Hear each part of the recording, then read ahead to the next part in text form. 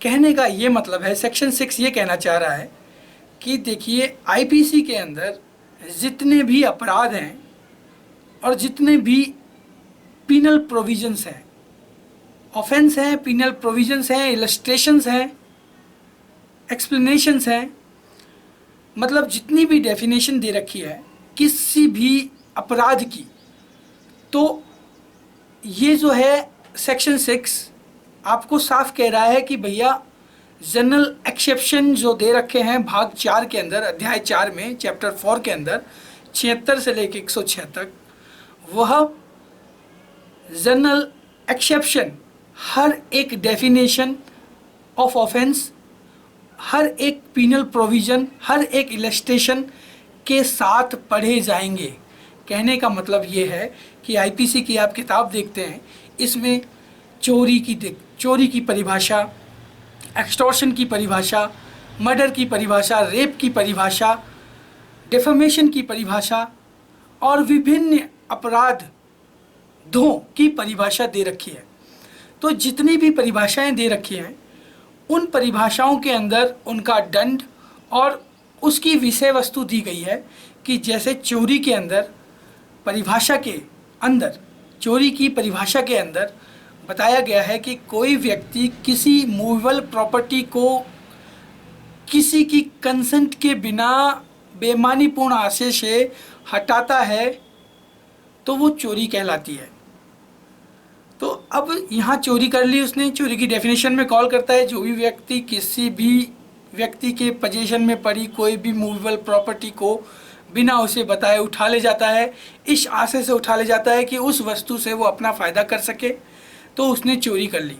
अब चोरी कर ली तो चोरी की डेफिनेशन में आ गया और उसने सारे कृत्य किए जो चोरी की डेफिनेशन में आ गए। मगर यह सेक्शन 6 बोलता है कि हर एक परिभाषा के साथ जितने भी जनरल एक्सेप्शन दिए हुए हैं उन सबको भी देखो कि क्या वह व्यक्ति जिसने वह ऑफेंस किया है वह किसी एक्सेप्शन में कॉल तो नहीं कर रहा है। जस्ट लाइक चोरी करना बेईमानी पूर्वक आशय से अपराध है, मगर क्या पता किसी ने किसी को चोरी करने के लिए भेजा हो और जिसे उसने भेजा हो उसका चोरी करने का कतई इरादा नहीं हो, मगर मजबूरी में वो चोरी कर रहा हो सकता है कि उसने उसके परिवार वालों को बंधक बना के रख लिया हो और दूसरे के घर भेजकर बोला है कि वो हीरे जो राम बाबू शुक्ला के तकिए के नीचे पड़े हैं उसे उसके तकिए के नीचे से निकाल कर चुरा लाओ, उसे बिना बताए। तो अब वो बंदा जाता है राम बाबू शुक्ला के तकिए के नीचे से पड़े हुए हीरो को बिना राम बाबू शुक्ला को बताए उठा लाता है, तो उसने चोरी कर ली। मगर ये सेक्शन 6 कह रहा है कि साथ में जनरल एक्सेप्शन जो दे रखे हैं 76 से लेकर 106 तक, उनको भी देखो क्या वह चोरी उसने मजबूरन वश की है। जस्ट लाइक कि एक जो जनरल एक्सेप्शन है उसमें बता रखा है कि just like nothing is an offence which is done by the age of 7 year child, nothing is an offence which is done in the right of the private defence. आत्मरक्षा में किसी को मार डालना अपराध नहीं है।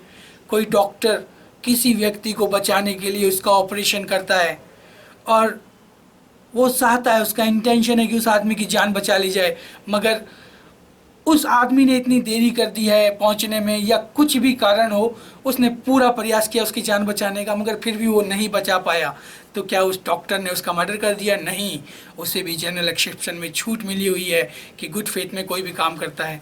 अधिवक्ता जब उनके पास उनके क्लाइंट आते हैं तो वो I am sorry, I am extremely sorry, ये भी जनरल एक्सेप्शन का पार्ट है कि जब कई बार हम लोग बातें करते हैं तो खांसी आना भी क्या कहते हैं इसको लाजमी है। खैर जाने दीजिए इसे।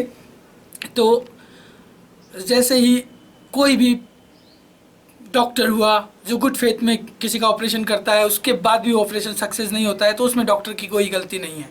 उसी तरह से कोई अधिवक्ता अपने क्लाइंट को न्याय दिलाने के लिए जी तोड़ मेहनत करता है मगर फिर भी उसके क्लाइंट को सज़ा हो जाती है, तो सब जनरल एक्सेप्शन में आते हैं। क्योंकि देखिए कुछ लोग होते ही हैं मदद करने के लिए, जिनका इंटेंशन होता है कि कैसे न कैसे कर कर उस चीज़ को सुधारना, मगर वो ईश्वर नहीं होते, हर चीज़ उनके हाथ में नहीं होती। कई बार उनसे भी, उनके कठिन प्रयासों के बाद भी उन्हें सक्सेस नहीं मिलती, तो इसका मतलब ये नहीं है कि उन्होंने उनका काम बिगाड़ दिया। उसी तरह से जनरल जो एक्सेप्शन हैं वो बताए गए हैं 76 से लेके 106 तक में, जो आपको बता रहे हैं कि इन दशाओं के अंदर अपराध अगर कोई करता है और कोई इन जनरल एक्सेप्शन में कॉल करता है तो उसे उसका लाभ दिया जाएगा। जैसे कोई विद्वान व्यक्ति जो कि मधुरभाषी है, हमेशा मीठे वचन बोलता है, मगर कुछ दोस्तों ने उसके खाने में, उसके पीने में कुछ मिला दिया जिससे उसका माइंड आउट ऑफ कंट्रोल हो गया और वह नशे में दुनिया को गाली बकना चालू कर देता है। तो जब वो गाली बक रहा है तो वो अपने होशो आवास में नहीं है। कई बार इस तरह की परिस्थितियाँ आ जाती है कि कोई किसी से धरा के, धमका कर या फियर में डालकर कोई दूसरा कार्य निकालने की कोशिश करता है, और जब परिवार के गर्दन पर चाकू पड़ा हो तो किसी को चोरी, डकैती, खून तक करना पड़ जाता है। तो ये सब देखा जाएगा कि अगर जनरल एक्सेप्शन में कोई कॉल कर रहा है तो उसे उसका लाभ मिले। अब आईपीसी में ये सेक्शन 6 बनाने का इंटेंशन ही ये था कि जितने भी जनरल एक्सेप्शन दिए हुए हैं 76 से लेके 106 तक, उन सबको, सभी परिभाषाएं जो दंड की हैं, सभी पीनल प्रोविज़न, डेफिनेशन और इलस्ट्रेशन, इन सब के साथ पढ़ा जाएगा कि क्या चोरी तो हुई है मगर क्या किसी एक्सेप्शन के अंदर ये कॉल कर रहा है। ये सेक्शन 6 इसी चीज़ की बात करता है। उम्मीद करता हूँ आप लोगों को सेक्शन 6 बढ़िया से समझ में आ गया होगा। Thank you for watching my channel. धन्यवाद। नमस्कार दोस्तों, आज आईपीसी का हम सेक्शन 7 देख लेते हैं। सेक्शन 7 जो कहता है, sense of expression once explained, एक बार स्पष्टीकृत पद का भाव। देखिए, लास्ट वीडियो में हमने सेक्शन 6 पढ़ा जिसमें हर एक डेफिनेशन, हर एक पीनल प्रोविज़न, हर एक इलस्ट्रेशन ये कह रहा था कि आईपीसी में जितनी भी अपराध की परिभाषाएं दी गई हैं, उन अपराध की परिभाषाओं के साथ जनरल एक्सेप्शन जो 76 से लेकर 106 तक हैं वो सब के सब पढ़े जाएंगे। कि अगर लूट हुई है तो लूट में भी हम लोग एक्सेप्शन देखेंगे, कहीं वो एक्सेप्शन में कॉल तो नहीं कर रखा जो कि 76 से लेकर 106 तक में दे रखे हैं। कि मान लीजिए कि लूट है, क्या किसी छोटे से बच्चे द्वारा तो नहीं हुई है, या फिर मान लीजिए चोरी है, अब चोरी हो गई है, किसी की प्रॉपर्टी को उसकी कंसेंट के बिना वहाँ से हटा दिया गया है या चुरा लिया गया है, मगर वो चोरी मान लीजिए किसी 7 साल से छोटे बच्चे ने की है, तो जनरल एक्सेप्शन में जैसे बता रखा है कि nothing is an offence which is done under as of below 7 year old child. 7 साल से छोटे बच्चे पे कोई अपराध नहीं, उसे डॉली इनकपेक्स कहते हैं। तो उस पर कोई भी अपराध मतलब कारित नहीं किया जा सकता, वो कर नहीं सकता, ये मान के चलता है हमारा आईपीसी। और भी बहुत सारे एक्सेप्शंस में बातें लिखी हुई हैं, जैसे सेल्फ डिफेंस में अगर आप किसी की मृत्यु तक कर देते हो तो भी आपने कोई अपराध नहीं किया है। जैसे डॉक्टर गुड फेथ में किसी मरीज का ऑपरेशन करता है और फिर भी वो मरीज़ नहीं बच पाता है तो डॉक्टर ने कोई क्राइम नहीं किया है। ऐसे बहुत सारे एक्सेप्शंस जो हैं वो 76 से लेकर 106 तक में दिया हुआ है। जब हम आगे चैप्टर पढ़ेंगे तो उन्हें एक्सप्लेन करेंगे, बट अभी हम सेक्शन 7 समझ रहे हैं। सेक्शन 6 से ही सेक्शन 7 समझा जा सकता है। तो जो 6 में हर एक डेफिनेशन, हर एक पीनल प्रोविज़न के साथ सेक्शन 6 चलता है, क्योंकि हर जगह अगर आईपीसी में लिखा जाता हर एक डेफिनेशन के साथ और ये 76 से लेकर 106 तक के एक्सेप्शन डाले जाते तो पढ़ते पढ़ते आदमी मतलब आईपीसी भी मोटी हो जाती। और तो इन्होंने सेक्शन 6 बनाकर ये कह दिया कि भैया जितने भी डेफिनेशन, जितने भी पीनल प्रोविज़न, जितने भी इलस्ट्रेशन है, उन सब में ये भी कॉल कर लो कि कोई एक्सेप्शन में तो नहीं आ रहा है वो आदमी जिसने क्राइम किया है। वैसे ही सेक्शन 7 बिल्कुल इसका जस्ट अपोजिट है। एक तरह से अपोजिट क्या है, अलग है बिल्कुल। ये कह रहा है कि जो वर्ड और सेंस का एक्सप्रेशन है ना, वो ऐसे लगाया जाएगा जैसे सिर्फ और सिर्फ ये उसी डेफिनेशन के लिए लिखा गया है। जैसे कि धारा 300 मर्डर की, उसमें 5 एक्सेप्शन दिए हुए हैं, तो वो 5 एक्सेप्शन सिर्फ और सिर्फ कोई 300 मतलब मर्डर का अपराध कारित करता है तो उसी के साथ पढ़े जाएंगे। उसका सेंस उन्हीं 300 के 5 एक्सेप्शन में से निकाला जाएगा कि इसने मर्डर किया है तो इन 5 एक्सेप्शन में आता है कि नहीं आता है। ये नहीं कि 76 से लेके 106 तक सारा खंगोला जाएगा।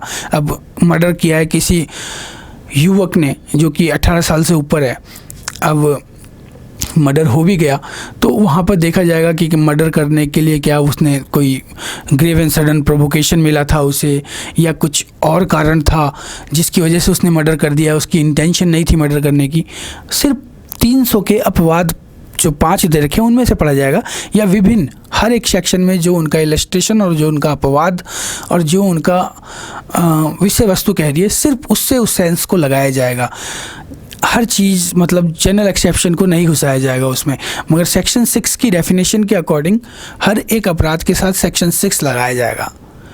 और ये जो इलस्ट्रेशन या फिर जो एक्सेप्शन सेक्शन 7 में दिए हुए हैं, ये इसका तात्पर्य यही है कि जो सेक्शन है और जिसमें जिसके एक्सेप्शन जिसके इलस्ट्रेशन दे रखे हैं, सिर्फ उन इलस्ट्रेशन उन एक्सेप्शन का सेंस सिर्फ उसकी ही धारा के लिए लगाया जाएगा जिसमें वो लिखे गए हैं, अन्यथा नहीं लगाया जाएगा।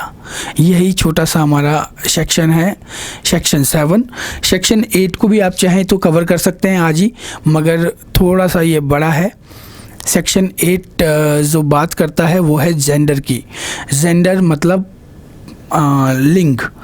जो लिंग है इसमें छोटा सा वर्ड लिखा है the pronoun he and its derivates are use of any person whether male और फीमेल। मतलब जो ही वर्ड है वो मैन, मेल और फीमेल दोनों के लिए यूज किया जाएगा। जैसे कि ही मेड अ थेफ्ट, उसने चोरी की, तो ही जब लिखा हुआ है तो आप जब इसका इंटरप्रिटेशन करेंगे तो ये सोचेंगे कि जो चोरी है वो ही लिखा हुआ है, मतलब महिला भी कर सकती है और पुरुष भी कर सकता है। आप सिर्फ पुरुष पे नहीं जाएंगे कि यहाँ ही लिखा हुआ है तो सिर्फ और सिर्फ वो चोरी किसी मेल ने की होगी। जब आईपीसी ने आपको कह दिया कि जेंडर ही डेरिवेट्स किया जाएगा मेल और फीमेल दोनों के लिए, तो हम लोग दोनों ही सेंस में लेके चलेंगे। ये हमें आगे मालूम पड़ेगा उस बात को पढ़ने से कि वो मेल है या फीमेल है। चलिए इसके कुछ एग्जाम्पल ले लेते हैं, तब आपको समझ में आएगा।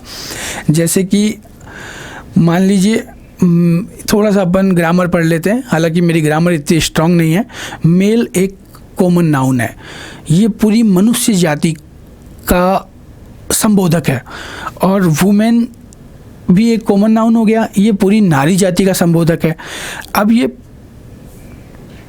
मेल और फीमेल दोनों ही कॉमन नाउन हो गए। अब जैसे मान लीजिए कि सेक्शन 354 को निकालते हैं अपन, उसमें जो परिभाषा दी गई है उसमें वर्ड यूज क्या है, हु एवर असोल्ट्स और uses criminal force to any women. अब ये हु एवर वर्ड से होता है आपकी कोई भी, एनीबडी एल्स, मतलब हुएवर मतलब मेल भी हो सकती है फीमेल भी हो सकती है, मगर वो जो क्रिमिनल फोर्स यूज हो रहा है वो किसके खिलाफ हो रहा है, तो महिला के खिलाफ हो रहा है। 354A के अंदर चेंज करके लिखा है a man committing any of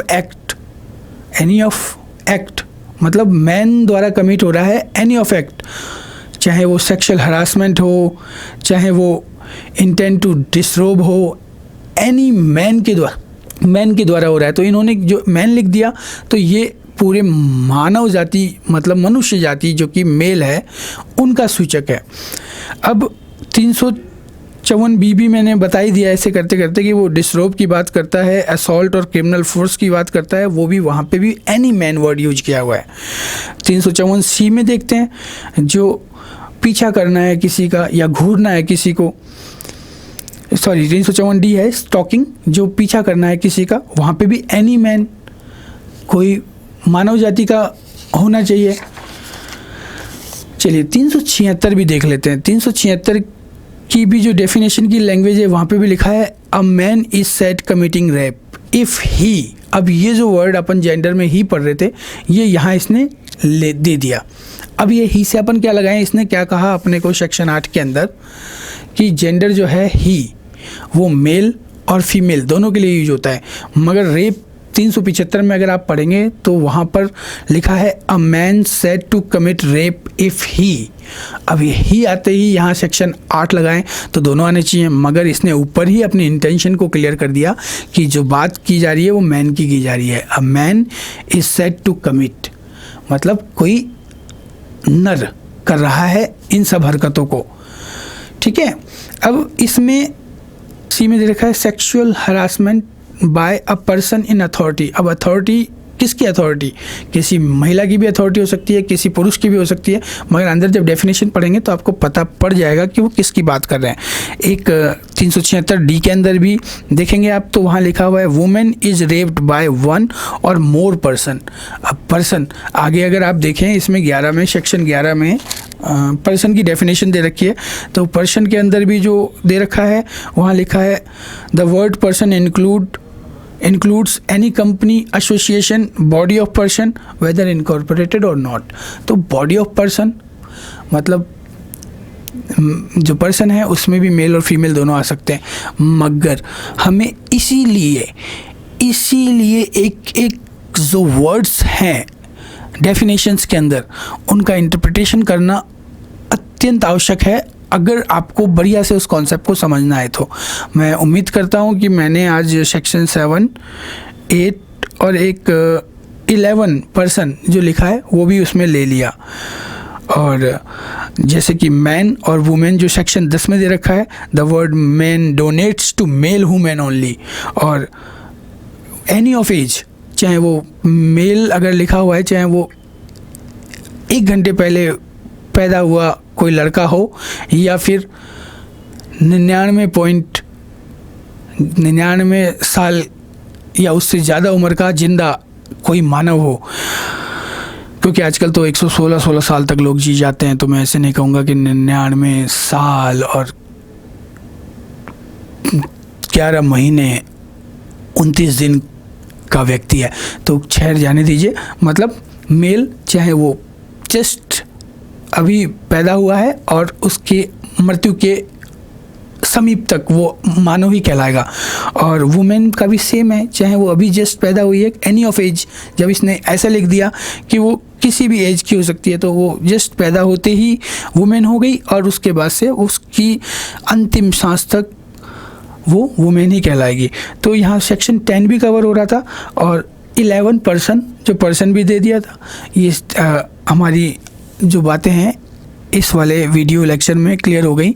इसमें जो छोटे छोटे वर्ड्स हैं इन पे पर्टिकुलर वीडियो बनाना इतना आसान नहीं है, मगर और मैं पूरी कोशिश करूँगा कि इनका भी एक अलग से पूरे मेहनत करके एक बढ़िया वीडियो बनाऊँ, बट मैं IPC को आगे बढ़ाने के लिए इनके छोटे वीडियो बना के चल रहा हूँ। Thank you for watching my channel.